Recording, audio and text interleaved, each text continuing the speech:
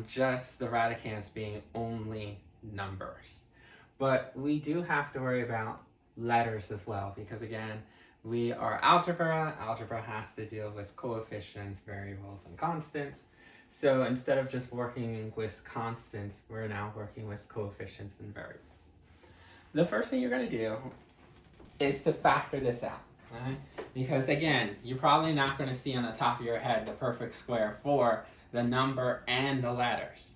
So what we always suggest is, again, when you're doing any type of simplifying radicals, just pretend that you're doing the laundry. Take this, your radicand, and break this up. Okay? So you're going to take that 75 a to the 5th b cubed, and because this is still considered a monomial, okay, notice there's no addition or subtraction, we can do a tree diagram. If this was 75, a to the 5th plus b cubed, then you would say binomial, do we have GCF, can we do difference of squares? You'd be looking for those types of things. But luckily for us, we're just going to be dealing with monomials. So you can break this down. How do you break down? Well, 75, focus on the coefficients. You can break down 75 as maybe 3 times 25, and then 25 as 5 and 5.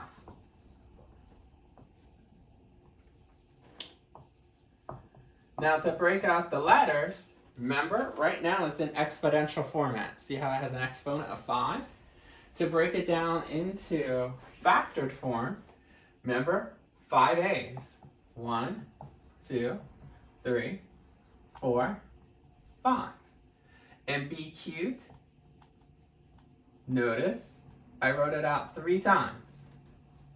Okay? So now this is considered factored. There's no exponents. Since it's all one term, I was able to break it down as a tree diagram. Now that I've done step 1, step 2 says determine what type of factoring are we doing. Are we doing laundry of socks? Are we doing laundry of towels? Are we doing sheets? Well, to determine what we're doing, look at the index. Notice that there is no number here. Since there's no number, it's square root. We're looking for pairs. So think of socks, because the only way you do them is by pairs. So we're looking for 2 of a kind. Even though I have a 3 and a 5, you wouldn't match them up. Green socks and red socks, no. You gotta have 2 the same color. So when you have 2 the same color, bring it out. Here, notice I have 5 A's. Well, I'm not gonna group all 5 A's together. Remember, I'm just gonna ball them up because this could be what I wear for Monday. These 2 are the same color. I can wear them maybe for Tuesday. These are the same color, so I could maybe wear them for Wednesday. These are not the same color, so I don't want to have mismatched socks. But these 2 are the same, so maybe I can wear them Thursday. So each of the ones that I balled up that were the same pair, you're going to write them as not 2 separate socks, but as one set. So they're gone from here, out of the laundry basket, and you put them away as one set. These 2 are gone and just become one set. These 2 are gone and they become one set that's put away from the laundry basket. They're going to be put in your sock drawer. And these are gone. Okay. So we're going to clean this up. Let's see what still is in the laundry basket that you couldn't pair up. This, this, this. Right? They're all different colors. You couldn't match them up. You're not going to put them away in your sock drawer because you're going to see, well, maybe they're still stuck in the laundry and they're going to be done the next round. So you have 3, you have an A, and you have a B. So that's still in your laundry basket, not paired up. What's away in your sock drawer? All of these. All these outside items, what do? Multiply them. 5 times A times B. Well, A times A, you should know, is A squared. So this would be 5A squared B. Makes sense. I have 1 pair of size 5 socks, 2 of the size A socks, and 1 of the size B socks. So when they are With variables, we can still do the laundry to get our answer of 5a squared b, then the square root of 3ab. Okay? Let's do another one of these because I know the letters tend to be very hard for people. So let's do another one of these. We'll make it a little bit bigger, but it's the same principle.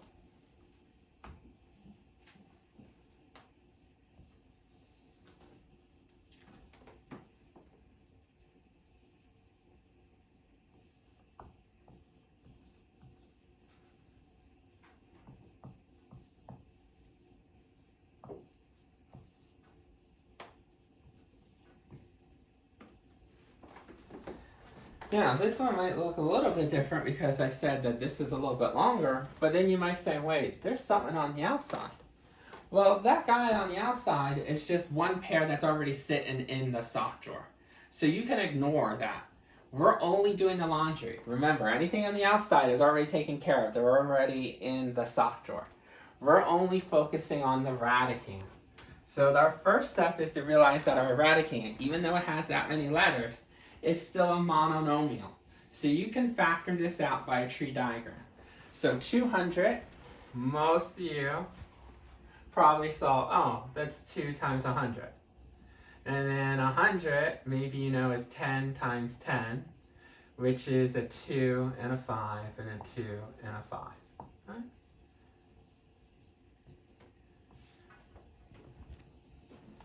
So let's put them in order. You have 1, 2, 3 2s. So 1, 2, 3 2s, and then 2 5s. And then x to the 4th, 1, 2, 3, 4. Y squared, 1, 2, and a z. Now this 7, just bring it down. If this was something like a 12, don't bother breaking it down. Don't break it down as 2, 2, and a 3. It's already put away in the sock drawer. So even if it's like a 6 or a 12, don't break that down. You only break down the radicand, not the outside stuff. Now that this is all broken down, ask yourself, what type of laundry are you doing? Let's see, square root means pairs of socks, so we're looking for 2 of a kind. Has to be the same kind. So these come out, these come out. Remember, we're balling them up. That's why I'm circling. Ball them up. Remember, it's only 2 of a kind. So if you have more than one group, you can take them out separately. Remember, each of these balled up socks don't become 2 separate ones. They just become one pair. Pair of white. Pair of red socks, pair of pink socks, another pair of pink socks, and then purple socks. So what are we going to do with these outside items? This, and he's outside as well. All of these are going to be multiplied together because all of these belong in the sock drawer.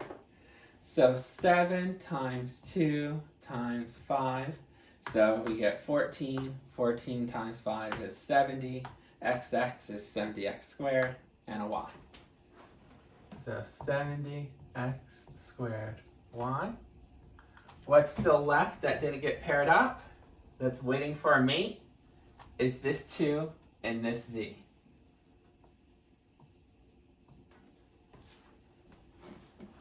So that's how you would do something that has that many terms. Let's just do one more, our last one, because I wanted to show you one that's cubed root with letters. Okay? But each one is the same principle.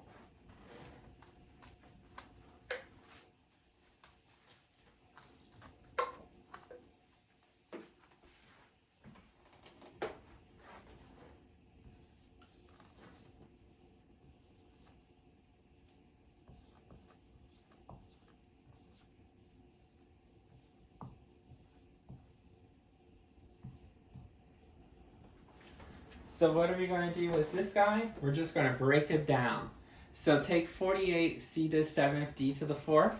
Even though it's cube root, notice that there's no addition or subtraction, so it's still considered one term, a monomial. We can do a tree diagram for the coefficient, however you see it. Maybe you saw it's 4 times 12, maybe. 4 is 2 and 2. 12 is maybe 2 and 6 to you. And then 6 is 2 and 3. So it looks like we can break down 48 as 1, 2, 3, 4. 1, 2, 3, 4 2's and a 3. And then 7 C's. 1, 2, 3, 4, 5, 6, 7. And then 4 D's. 1, 2, 3, 4. Now you're going to ask yourself, okay, what type of laundry are we doing? We are no longer doing socks. Because they are a 3 here, we're doing towels. We need 3 of a kind. Remember, we need the bath towel, the hand towel, and the washcloth. So 3 of a kind. So not 2 of a kind, 3 of a kind. They become one set of towels. This and this don't match, but these do. They become another set of towels. These 3 become a set of towels. Even though I have 4 left over, to make a complete set, I only need a bath towel, a hand towel, and a washcloth. And then these 3 D's can come out. So when they come out, even though there was 3 of them, they just become one set. They become one complete set. These become one complete set. This becomes one complete set. So what's left? That goes away in the closet, 2CCD. That's 2C squared D. Remember, 2 C's, CC is C squared. What's left? This, this, this, and this that didn't get paired up. So 2 times 3 times C times D is 6CD. This is your final answer for this guy.